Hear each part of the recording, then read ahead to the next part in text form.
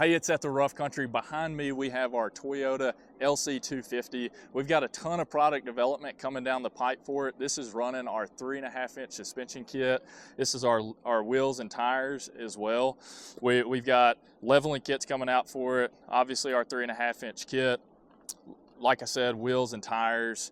In addition to that, it's got our power running boards, which are just to your right.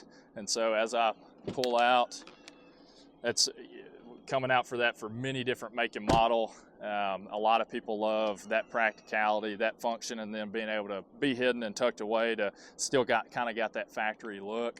Here on top, we've got our final prototype of a new platform rack system that will eventually come out for many different make and model, depending on what the fitment is. So that allows you, whether you want to run our rooftop tent or kayaks or whatever storage that you need on the top of your system, we'll have that coming down the pipe.